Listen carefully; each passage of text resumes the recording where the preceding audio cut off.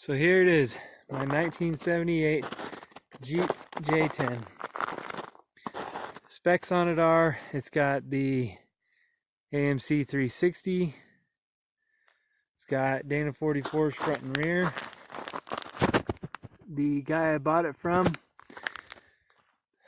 was using it to haul firewood out of the mountains, and the stock J10 springs were pretty sagged. They wouldn't handle the load, so he swapped on some J20 springs front and rear, and I guess the J20 springs sit about 2 inches higher than the J10 springs, so that's why I was able to fit these 35-inch tires on them. It's got the T18 transfer case and the AMC 20, or sorry, the T18 transmission and AMC 20 transfer case. So it's got the granny low first gear, and that coupled with the 410 axle gears, it's pretty low geared, and it'll crawl up the trail pretty easy. It does have some floor rot. Can't see that on very well with the mat and the tools covering it, but you can see there does have some floor rot, but I got some metal that I can cover that up with. It's got some bed rot, as you can see.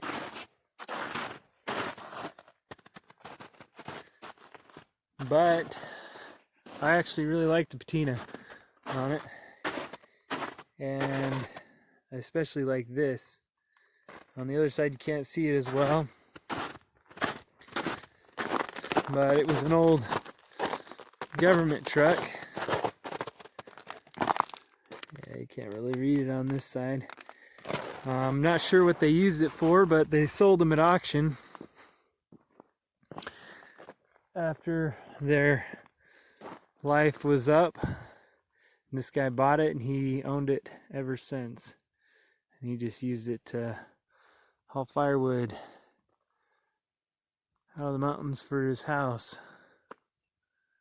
This is just my backyard here in Ingham. Actually, it's not my backyard, but it's in my backyard pretty much. But yeah, thing runs great. It's carburetor, so of course you're always gonna have issues with that. I've been tinkering with the carburetor, trying to get it to run perfect, and I think I still got some vacuum leaks, but I drove it home from the guy's house an hour going 55, and the only problem that I had was the drive shaft U-joint was knocking pretty bad. So about 5 minutes from his house, I pulled over on the side of the road and just pulled off the front drive shaft. Since then, I put on some locking hubs so that I can just disconnect the front axle if something like that ever happens again. I put a new drive shaft in. I went to rebuild the other one, and it was just falling apart.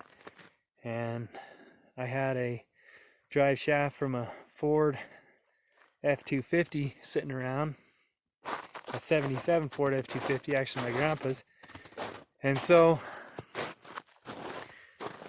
it just happened to be the right length, and it fit it.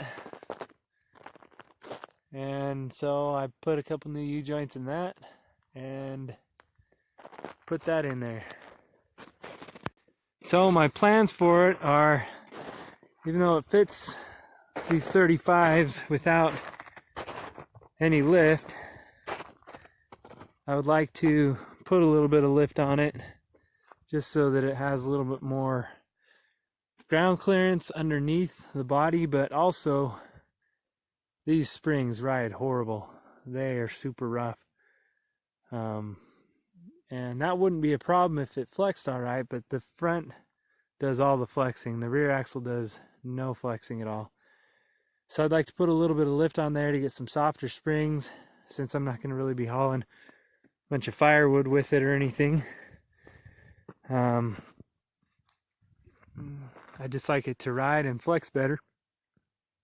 So I'll probably put about a 4-inch lift on it in the front, and maybe, I don't know, a 2-inch lift in the back or something like that, just because it already sits a little bit higher. So to get the front to match the back a little bit better, I'd like to lift up the front a little bit more, maybe 3 inches in the back. I haven't decided yet, but I don't want the back to sit higher than the front. I'd like it to sit level, or the front just a tad higher, since I'm not using it for hauling anything. But there it is, my 1978 Jeep J10. Hope you enjoyed.